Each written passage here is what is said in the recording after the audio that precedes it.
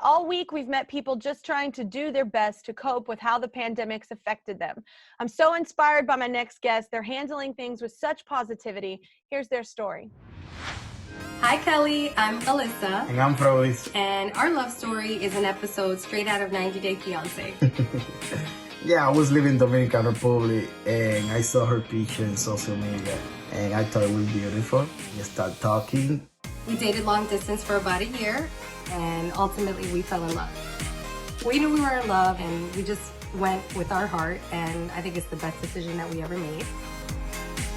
So now we have two beautiful kids, our daughter Aliyah and our son Manny. I work for a large hotel company, and right after we got married, he started working for that same company, and his very first job was in housekeeping. So here we are years later, and COVID hit. We were hit really hard, and our hotels had to close. We stopped working back in March, and we've been doing everything possible to stay afloat and keep providing for our children.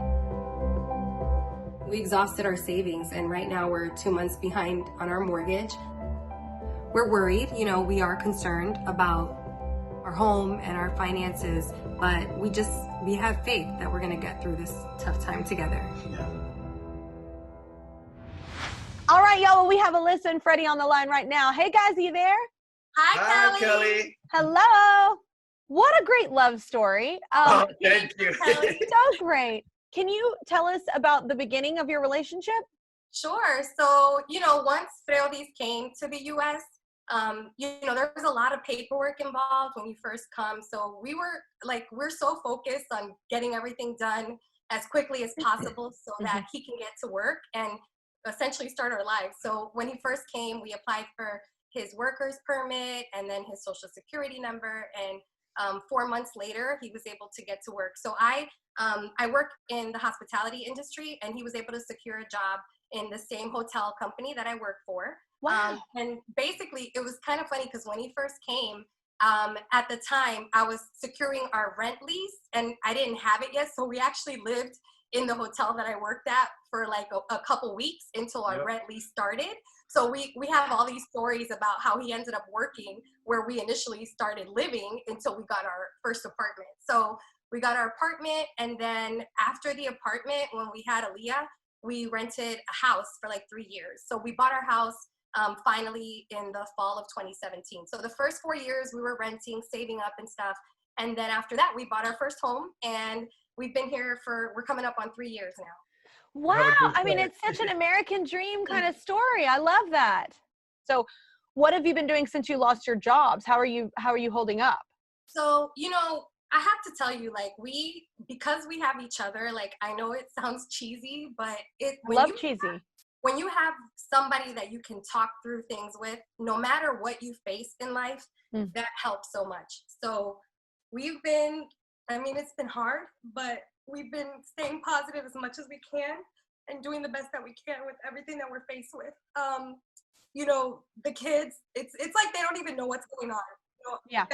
She's 6 years old and Manny is 4. So, you put on a brave face for them. That's what you have to do, no matter what you're going through. And he's so awesome in the house. He's I call him, he's like a handyman now, Kelly. When he came, he didn't know how to use any tools at all. So it was so funny because we would go on YouTube to look things up. And so during this time, I'm like, okay, we got to tackle all these home improvement projects. So you better learn.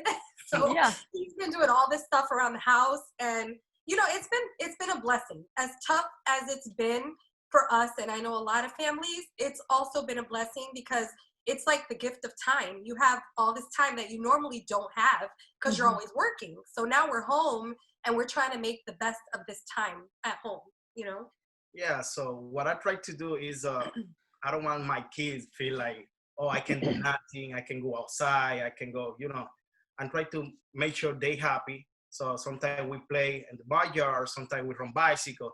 We do anything in our power to keep him happy. Yeah. Well, we have a little surprise for you. June is National Homeowners Month, and we know how hard you've both worked to achieve the American dream. and we want to help you keep that and maintain that. So that's why we're covering your mortgage for the rest of 2020.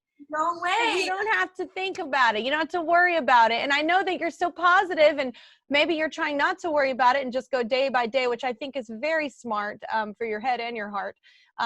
But we just wanted to do that for you, so it's one less thing to worry about. Oh, I'm gonna totally cry.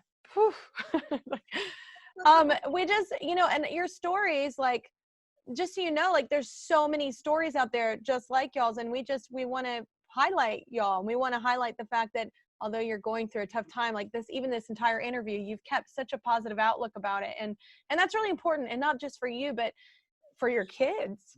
Well, we appreciate it. Like, that is so generous. And I mean, we just feel really blessed, because we know that there are so many people going through the same situation that we are.